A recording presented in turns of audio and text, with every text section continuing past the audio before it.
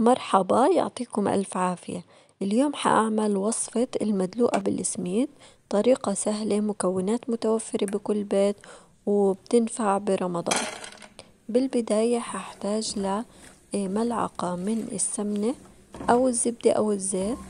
راح أدوبها وبعد هيك راح أحط كمية من المكسرات. أنا استخدمت هون لوز. راح أبلش إني أحمصهم. لما أحسهم إنه بلشوا ياخدوا لون راح أضيف عليهم كمية من الفستق الحلبي، وطبعا المكسرات كلها اختيارية حسب إيش المتوفر عندكم. راح أحمصهم مع بعض وبعد هيك راح أشيلهم وأحطهم بصحن على جنب. لا تنسوا تشتركوا بالقناة وتفعلوا زر الجرس وتحطوا لايك على الفيديو. هلأ حنخلي نفس الزيت اللي حمصنا فيه المكسرات وحضيف عليهم كاستين من السميد.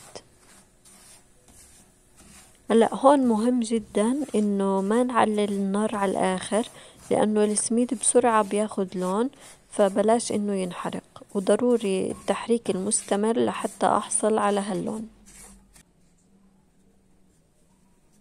رح اضيف عليهم رشة صغيرة من القرفة، وكمان راح أضيف عليهم كاسة كبيرة من القطر، يعني تقريبا 150 مل. ضروري نحركهم منيح لحتى يختلطوا مع بعض. هلأ هنا الخطوة الثانية اختيارية، إما بتحطوا نص كاسة قطر أو نص كاسة مي أو حليب.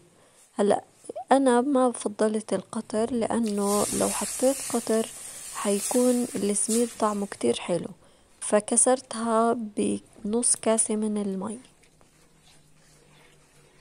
هون حتفكروا إنه العجينة صارت سائلة وصعب التعامل معها، بس لا، يعني بتضلوا تقلبوها لحتى تحسوا إنه بلشت السميد تمتص المي وبلشت تصير أتقل.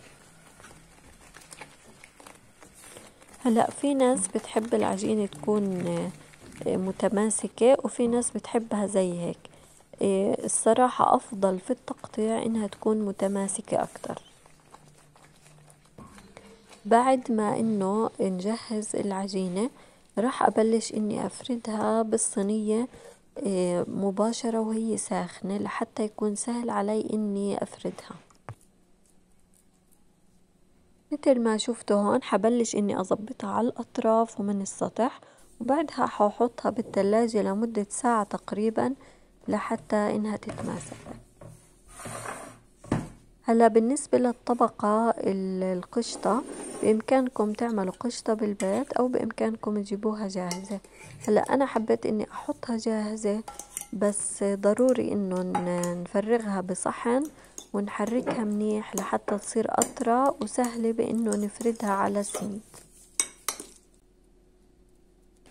هون حبيت إني أضيف مستكة، طحنتهم وراح أضيفهم على القشطة وأحركهم منيح. حبلش هون إني أوزع القشطة على السميد بهالطريقة، وضروري إنه نوزعهم بشكل متساوي.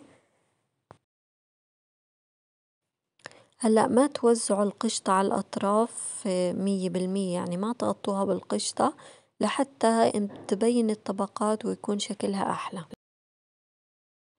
حبلش إني أوزع المكسرات على طبقة القشطة، وحبيت إني أجيب فستق حلبي وطحنته ورشيت الفستق المطحون بين المكسرات لحتى يعطي شكل أحلى.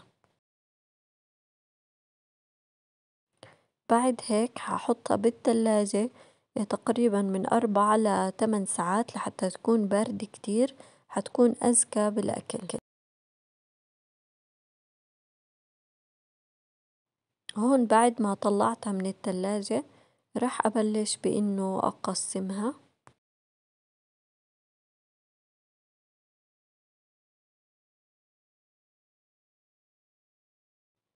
هذا هو شكلها النهائي. طعمها كتير كتير زاكي، شكلها كتير حلو للتقديم وللعزايم، وبتنفع برمضان. جربوها واحكولي رأيكم. استنوني فيديو جديد.